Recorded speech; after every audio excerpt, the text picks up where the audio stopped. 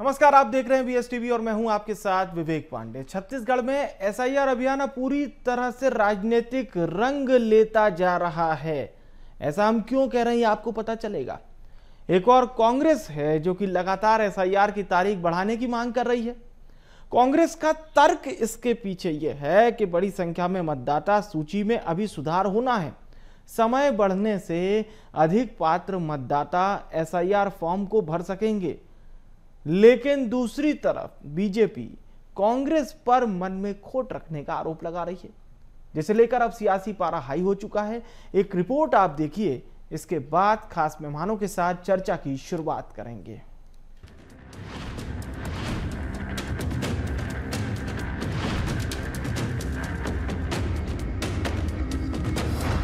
नौ राज्यों 3 केंद्र शासित प्रदेशों में जारी एसआईआर। आयोग ने एसआईआर की 4 दिसंबर तक बदली डेडलाइन। अब 11 दिसंबर तक गणना प्रपत्र हो सकेंगे जमा। अंतिम मतदाता सूची 14 फरवरी 2026 को होगी जारी। शनिवार को हुई सर्वदलीय बैठक के बाद सामने आया निर्णय। विपक्षी दल ने वर्क प्रेशर में 40 बीएलओ की मौत का किया था दावा। निर्वाचन आयोग ने विपक्ष के दावे को किया था खारिज। विपक्ष ने 3 महीने तक समय सीमा बढ़ाने की मांग की, मगर आयोग ने केवल 7 दिन काम का दिया एक्सटेंशन। इधर छत्तीसगढ़ में कांग्रेस प्रतिनिधिमंडल ने निर्वाचन आयोग में की मुलाकात। छत्तीसगढ़ सहित 12 राज्यों में एसआईआर की प्रक्रिया चल रही है। बीएलओ घर घर जाकर एसआईआर फॉर्म वितरण और जमा करने की जद्दोजहद में लगे हैं। तो वहीं सूबे में सत्ता और विपक्ष के बीच आरोप प्रत्यारोप का दौर भी देखने को मिल रहा है। कांग्रेस एसआईआर प्रभारी ने बीजेपी पर निर्वाचन प्रक्रिया से छेड़छाड़ करने का आरोप लगाया और समय सीमा को 3 महीने बढ़ाने और बीएलओ 2 की सहमति भी मांगी। कहा कि पूरा देश जानता है कि क्या हो रहा है। निर्वाचन प्रक्रिया से छेड़छाड़ हो रही है, वोट काटे जा रहे हैं। बिहार में एसआईआर के नाम पर 65 लाख मतदाताओं के नाम काटे गए। सारी बेतुकी बातें हैं जो कांग्रेस को लेकर भाजपा कर रही है। इसलिए आज कांग्रेस ने अंतिम तिथि को 3 महीने बढ़ाने की मांग की है। जो समस्याएं हम लोगों ने एसआईआर को लेकर सामने रखी, भाजपा नेताओं द्वारा एसआईआर में हस्तक्षेप की बात रखी, हमारी सारी बातों को राज्य निर्वाचन आयुक्त ने सुना है और हमें इन पर समुचित कार्यवाही का आश्वासन दिया है। हमने अपनी कड़ी आपत्ति भाजपा के सत्ताधीशों के अलोकतांत्रिक रवैये पर व्यक्त की। वहीं कांग्रेस की इस मांग पर बीजेपी ने तीखा पलटवार किया है और कहा कि कांग्रेस इसलिए चिंतित है कि अब वो चुनाव के समय घोटाला कैसे करेगी। हर अच्छे काम में कांग्रेस सवाल उठाती है। इससे साफ पता चलता है कि उन्होंने कितने घोटाले कर रखे हैं। सवाल वही उठाएगा जिसके कहीं न कहीं उनके मन में खोट होगा, वही सवाल उठाएगा, क्योंकि ये तो जनता के भला के लिए है, देश के भला के लिए, प्रदेश के भला के लिए है। क्योंकि जो इसका नाम एक शहर में भी जुड़ा है, गांव में भी जुड़ा है, तो ऐसे लोगों का नाम कोई एक जगह जुड़े तो ये काम अच्छा काम हो रहा है। लेकिन अच्छे काम में भी ये लोग सवाल उठा रहे हैं, तो ये कहीं न कहीं प्रदर्शित होता है कि ये कहीं न कहीं घोटाले करके, आज तक जितना भी इन्होंने चुनाव जीता है घोटाले करके जीते हैं। कांग्रेस की इस मांग पर सरकार क्या फैसला लेती है, ये आने वाले दिनों में साफ होगा। लेकिन इतना तो तय है कि एसआईआर को लेकर छत्तीसगढ़ की सियासत अभी और गरमाने वाली है। Bureau report, BSTV Chhattisgarh. तो देखिए, ये बात अब सामने है, लेकिन बहुत सारे सवाल ये हैं कि क्या एसआईआर को सिर्फ राजनीतिक मुद्दे के लिए इस्तेमाल किया जाएगा। एसआईआर के प्रोसेस पर इतनी अगर विडंबनाएं हैं तो निर्वाचन आयोग, प्रशासन, जिला प्रशासन बीएलओ के माध्यम से डोर टू डोर ये जो कैंपेनिंग करा रहा है, ये इतनी विसंगतियों से अगर चल रही है तो फिर पूरी कैसे होगी। हम सिर्फ मुद्दे पर बात करेंगे 3 खास मेहमानों के साथ। वात्सल्य मूर्ति जी हमारे साथ जुड़ रहे हैं, बीजेपी नेता हैं। प्रीति उपाध्याय जी हमारे साथ जुड़ रही हैं, कांग्रेस पार्टी की प्रवक्ता हैं। हमारे साथ अनिल पुसतकर जी जुड़ रहे हैं और छत्तीसगढ़ के वरिष्ठ पत्रकार हैं। स्वागत करता हूं आप सभी मेहमानों का। और शुरुआत हम करेंगे अनिल जी आपसे, ताकि पब्लिक को ये समझ में आए कि मुद्दा आखिर है क्या। एसआईआर को, प्रोसेस को अगर हम देखें तो प्रोसेस इज गुड, प्रोसेस में कोई दिक्कत नहीं है। भाई बीएलओ आपके घर आ रहा है, वो ये पूछ रहा है कि भाई आपके यहाँ ये फला व्यक्ति रहते हैं कि नहीं रहते हैं, आपके पड़ोस में फला व्यक्ति रहते हैं कि नहीं रहते हैं, और अगर वो व्यक्ति वहां पर लिस्ट में नहीं है तो उसको हटा दिया जा रहा है। इस प्रोसेस में गड़बड़ी क्या है, दिक्कत क्या है आखिर? ये देखिए पांडे जी, इसमें दिक्कत कुछ भी नहीं है और ये होना चाहिए कि जो भी ये प्रोसेस है जी। वो क्रिस्टल क्लियर होना चाहिए। अगर विपक्ष को कोई शंका है तो उन शंकाओं का समाधान भी होना ही चाहिए। लेकिन सवाल इस बात का है कि ये जो काम हो किसके लिए रहा है? सिटीजन के लिए, मेरे लिए हो रहा है। और मेरे लिए काम कौन कर रहा है? सरकार। कायदे से तो ये जो है इस काम को सरकार को खुद न कराकर नागरिकों पर सौंप देना चाहिए। भैया आपको अगर वोट देना है तो आप जाइए, अपनी फॉर्मेलिटी पूरी कीजिए, आपका नाम वोटर लिस्ट में आएगा, आप वोट दे पाएंगे, नहीं तो आप रवाना, और आपकी सारी सुविधाएं हटा ली जाएंगी। लेकिन हो ये रहा है हमारे इस देश में शुरू से ही सरकार जो है आज तक जो है जनता के हर काम करते आ रही है, तो जनता जो है वो बैठ गई। आप बताइए, मेरा अगर वोट 2 जगह है, या मेरे वोटर आईडी में 2 जगह प्रॉब्लम है, या मेरा नाम कहीं छूट रहा है, या मेरा नाम कट रहा है, तो मैं नहीं बोल रहा हूं। मेरे लिए कांग्रेस बोलेगी, मेरे लिए बीजेपी बोलेगी। अरे सिटीजनशिप के जो है आप राइट आप पूरे मांगते हो तो आपकी ड्यूटीज कौन करेगा? ड्यूटीज भी तो आपको करना चाहिए। लेकिन हमने जो है हमारे सिस्टम ने इतना अलाल बना दिया है कि अब वो बीएलओ को जाना पड़ता है, बीएलओ करेगा, बीएलओ फॉर्म भरेगा, बीएलओ करेगा। अरे हमको खुद को जनता को करना चाहिए। अपना आप भरिए, फॉर्म भरिए, क्यों नहीं भर सकते आप?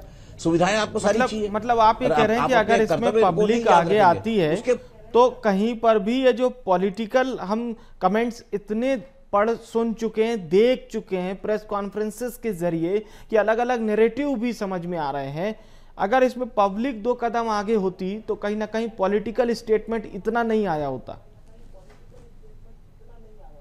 सवाल ही नहीं उठता। पब्लिक आप बताइए ना, जब पब्लिक जो गैर जिम्मेदारी से अपना फॉर्म नहीं भर पाएगा वो अपने आप बाहर हो जाएगा, तो फिर नेताओं को कहां मौका मिलेगा? दूसरा, हर बात में राजनीति अच्छी नहीं होती।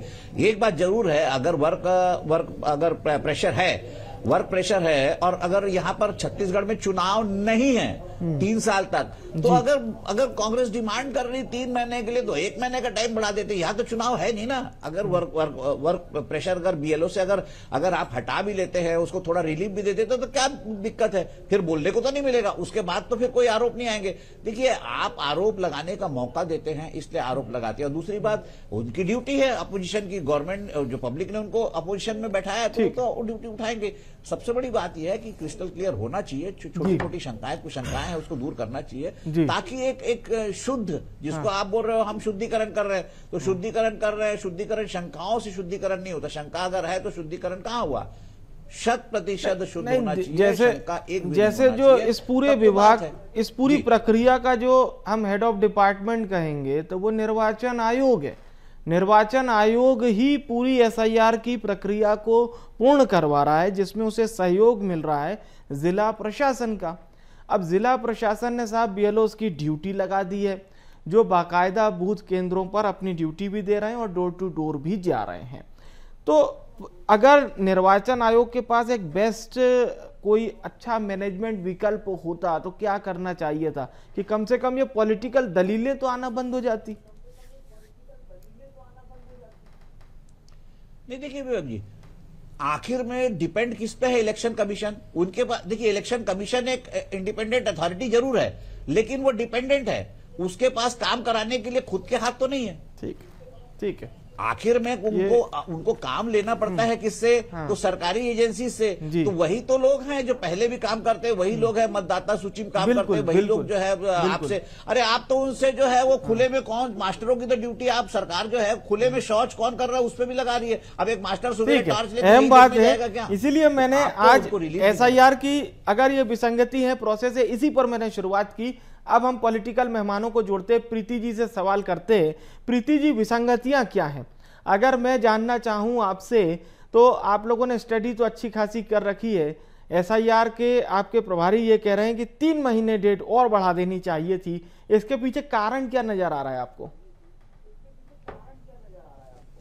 कारण देखिए बहुत स्पष्ट है इतनी हड़बड़ी क्या है, ये बात जो अनिल जी ने भी अभी बहुत अच्छे से कही कि चुनाव है नहीं, फिर इतनी हड़बड़ी काहे मची हुई है। और जब तमाम पूरे देश में बीएलओज रोते हुए तक एक महिला का छोटा बच्चा चुप कर आ रहा है, ऐसे वीडियोज आ रहे हैं, इतना वर्क प्रेशर है, सुसाइड पे सुसाइड हो रहा है, 40 से ज्यादा बीएलओ की जान चली गई है, तो आखिर किस बात की इतनी हड़बड़ी है, क्यों शांति से ये काम को नहीं किया जा सकता? इस प्रश्न के उत्तर में ही इनकी मंशा छिपी हुई है। अब आपने जो कहा कि पॉइंट्स पॉलिटिकल या कुछ भी, पॉलिटिकल से ज्यादा संवैधानिक इसमें बहुत सी विसंगतियां हैं। जो हम बताना चाहेंगे कि सुप्रीम कोर्ट में जो 27 को हियरिंग हुआ, उसमें अभिषेक मनु सिंघवी जी ने जो 5 मुद्दे इंपॉर्टेंट रखे, पॉइंट रेज किए, उसके बाद ही सुनवाई को लंबे से उस पर और विचार विमर्श करने के लिए उसे अभी आगे डेट बढ़ाई गई है। उसमें सबसे important representation of people act में साफ तौर पर जब भी चुनावी प्रक्रिया इस तरह एसआईआर टाइप का एक्सरसाइज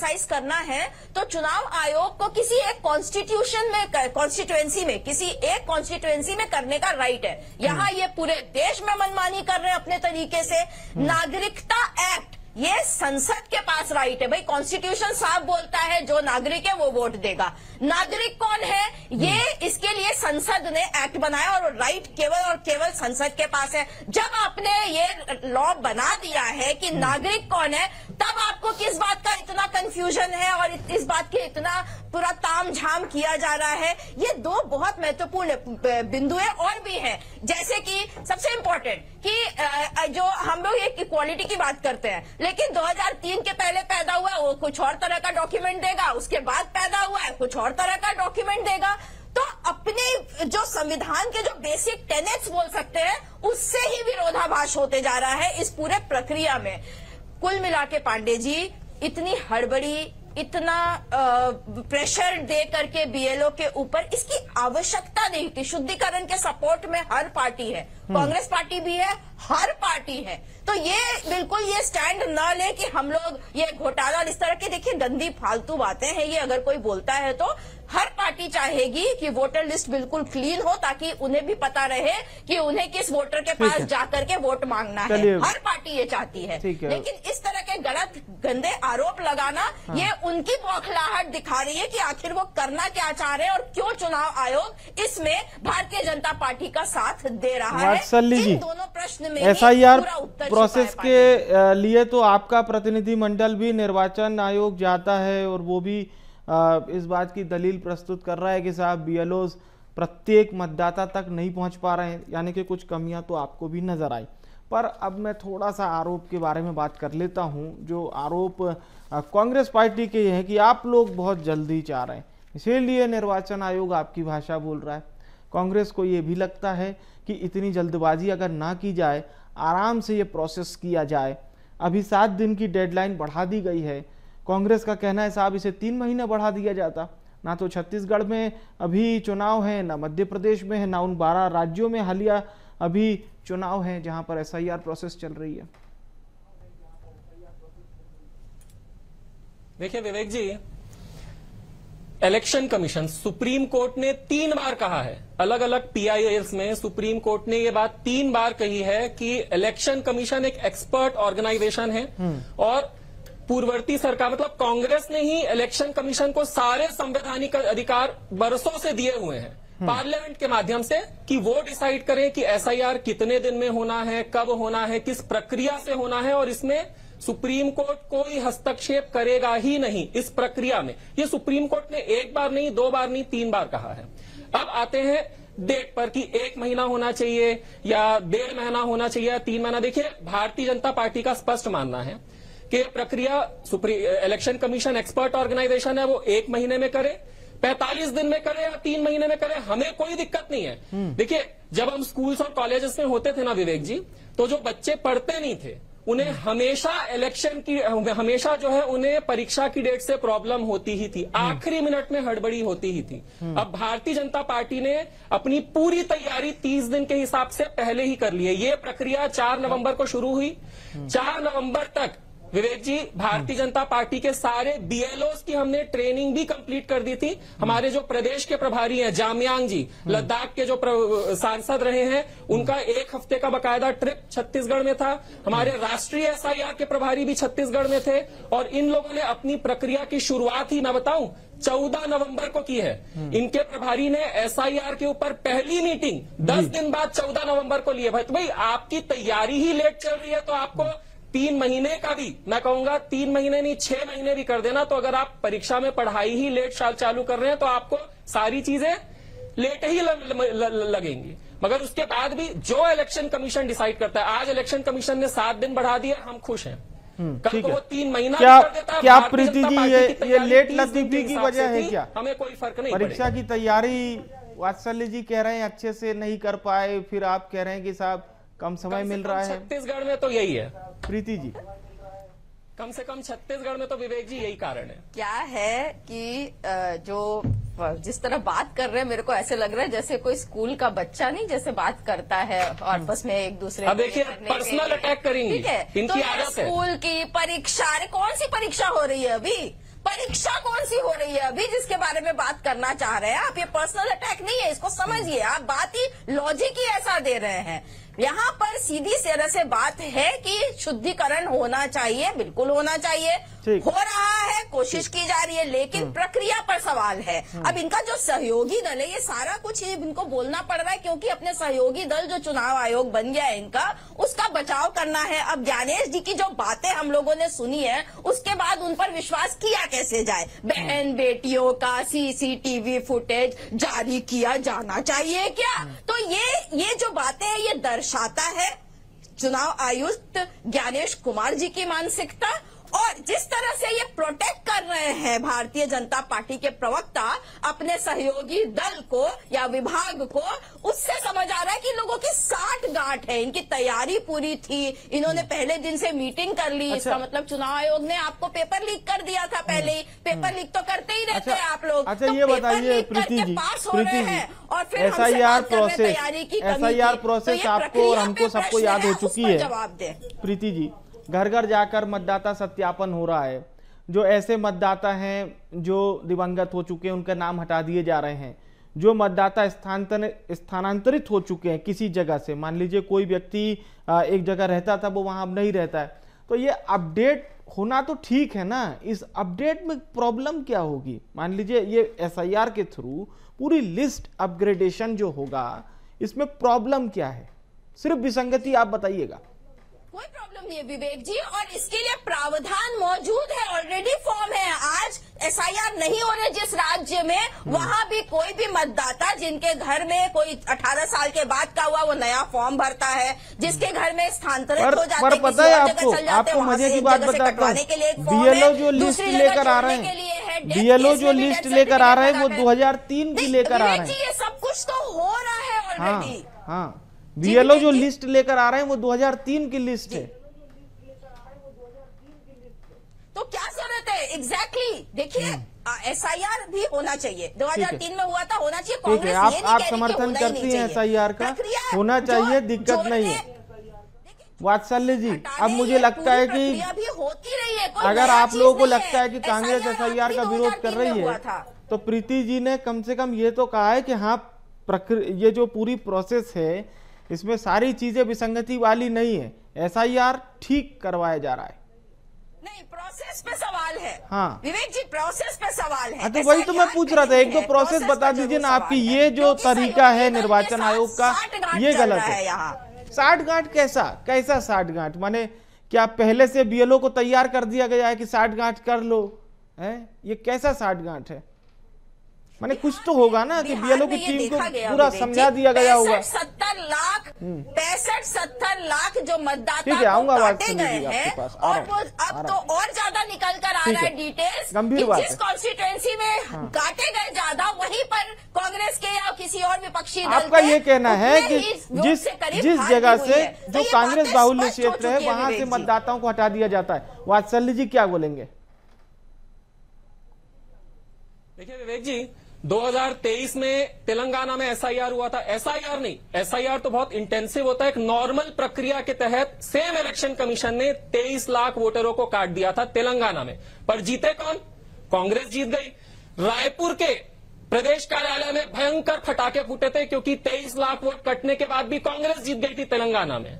अब सेम इन्होंने अभिषेक मनु सिंघवी की बात की, 27 नवंबर के सुप्रीम कोर्ट के रूलिंग की बात की। उसी रूलिंग में सुप्रीम कोर्ट ने अभिषेक मनु सिंघवी को बोला था कि भाई जब गुजरात ये अपने बिहार में 65 लाख वोट जो है इलेक्शन कमीशन ने काट दिए हैं, तो फिर हमको कोई भी दावा आपत्ति क्यों नहीं आई? एक भी दावा आपत्ति क्यों नहीं आई? तो अभिषेक मनु सिंघवी एकदम चुप हो गए।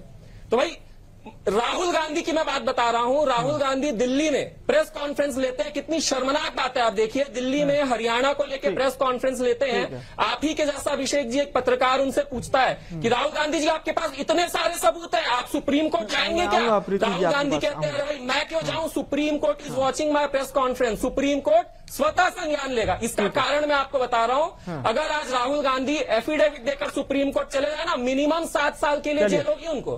खुद प्रीति जी को मैं चैलेंज कर रहा हूं। आज जो है बिहार इलेक्शन की जो पूरी वीडियो रिकॉर्डिंग की बातें कर रहे थे ना, 45 दिन तक सेफ है वीडियो रिकॉर्डिंग। प्रीति जी आप एफिडेविट देकर चले जाइए सुप्रीम कोर्ट, ठीक है, आप भी अंदर हो जाएंगे। ठीक है, आपकी बात पे मैं जवाब लूंगा प्रीति जी से। उससे पहले अनिल जी का रुख करते हैं। अनिल जी, बात ये सीधी है, अब सर्वोच्च न्यायालय विवेक जी, संविधान हर किसी को अधिकार देता है कि काउंटिंग के 7 दिन के अंदर आप जो है ईवीएम के वेरिफिकेशन की डिमांड कर सकते हैं। आपको पता है कांग्रेसियों ने एक भी ईवीएम के वेरिफिकेशन की डिमांड नहीं की बिहार में। एक भी ईवीएम के वेरिफिकेशन। धमकी क्या दे रहे हैं? धमकी क्या दे रहे हैं? ये इनका दोहरा चरित्र है। प्रीति जी, प्रीति जी धमकी क्या दे रहे हैं? गांधी का चरित्र है, यही पूरे देश में कांग्रेस का चरित्र है। सिर्फ चिल्लाएंगे, अच्छा ठीक है, चलिए ठीक है। मैं इसी को लेकर एक सवाल कर लेता हूं अनिल जी से। अनिल जी, उच्चतम न्यायालय में ये मामला जा चुका है, जाहिर सी बात है कि हमारे जो बेस्ट जजेस हैं वो अब सुनवाई कर रहे हैं, पर ये समझने वाली बात है कि अगर एसआईआर प्रक्रिया में विपक्षी दल को ये लगता है कि उसके बाहुल्य क्षेत्रों से मतदाताओं को हटाया जा रहा है, तो यह भी तो कहीं ना कहीं बहुत अनुचित बात है। ये आपका सवाल किससे विवेक जी? ये मैं अनिल जी से सवाल कर रहा हूं। नहीं, देखिए विवेक जी, अगर मैं बता रहा हूं कि ये 65 लाख लोगों के वोट कटने की बात हो रही है, 65 लाख छोटी संख्या है क्या? अरे एक आदमी का वोट कटता है तो वो आसमान पे उस आसमान को सर पे उठा लेता है, हल्ला मचा देता है। अगर आप मेरे घर एक बीएलओ नहीं आता तो बीएलओ के लेके दुनिया भर पे हल्ला करता है, तो 65 लाख वोट कट गए और कहीं पता ही नहीं चला किसी को। दूसरी बात ये है कि मैं कांग्रेस बीजेपी की बात नहीं करता हूं, मैं ये बात करता हूं कि जब आप वोट देने जाते हैं तो पोलिंग बूथ पे बीजेपी का भी वहां पे वो रहता है कार्यकर्ता, और दूसरा एजेंट जो है वो पोलिंग एजेंट कांग्रेस का भी रहता है। तो क्या उनको पता ही नहीं चला? कोई कंप्लेन ही नहीं। इलेक्शन रिजल्ट तक जो है, आप पहले दिन तक आप कह रहे हो कि हमारे फेवर में आएगा, हम सरकार बना रहे हैं। तेजस्वी यादव ने तो डेट अनाउंस कर दी कि हम इस तारीख को शपथ कर रहे हैं, फिर अचानक 60 लाख वोट कट गए, 65 लाख वोट कट गए। तो हार के बाद कोई बात नहीं होती। आपको अगर पहले डाउट था तो आप पहले ही उस पर कंप्लेन करते। सबसे बड़ी बात यह है कि मैं फिर कह रहा हूं कि इस देश में आप जो कह रहे हैं ना, वोट नहीं का वोट, अब जो है सारी बातें कि फॉर्म उपलब्ध है, ये उपलब्ध है, कोई उपलब्ध नहीं। यहाँ की जनता इतनी अलाल है कि वो जाती ही नहीं है। आज भी जो है, जो उड़ीसा का लेबर यहाँ काम करता है उसका यहाँ पर भी नाम जुड़ा हुआ है और उड़ीसा में भी नाम जुड़ा हुआ है। छत्तीसगढ़ का जो लेबर बाहर जाता है, जो रोजगार के लिए, मैं पलायन की बात नहीं कर रहा हूँ, काम के लिए बाहर जाता है, उसका वहां पर भी वोट है, यहाँ पर भी वोट है। अगर ऐसे डुप्लीकेट वोट, जो डबल वोट है, डुप्लीकेट नहीं, जो डबल वोट है, अगर उनकी स्क्रीनिंग हो रही है, अगर आप सॉर्ट आउट करके बाहर किया जा रहा है, तो क्या बुराई है? इसीलिए तो आपके जो इलेक्शन के जो रिजल्ट आते, पोलिंग रिजल्ट आते, रायपुर में 50%, अब बस्तर में 70%, 80%। तो कारण यही है, रायपुर के जो लोग बाहर गए हैं उनका। चलिए, विसंगतियां दूर होनी चाहिए, एसआईआर प्रोसेस के थ्रू जरूरी है। लेकिन जो सवाल विपक्ष उठा रहा है उसका भी कहीं ना कहीं निर्वाचन आयोग को जवाब तो देना चाहिए। शेरो शायरी में ही चुकता न किया जाए। बात अब उच्चतम न्यायालय तक है। धन्यवाद करूंगा आप सभी मेहमानों का, बहुत ही अच्छे तमाम विषयों की जानकारी के साथ आपने अपने विचार भी रखे और अपनी बात भी रखी। धन्यवाद आप सभी मेहमानों का, शुक्रिया।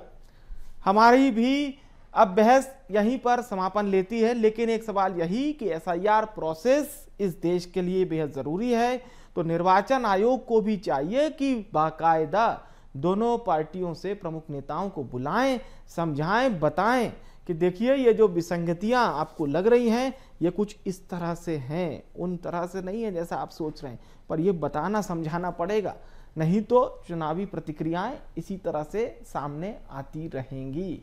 फिलहाल के लिए इस खास पेशकश से मुझे दीजिए इजाजत। देखते रहिए BSTV। नमस्कार।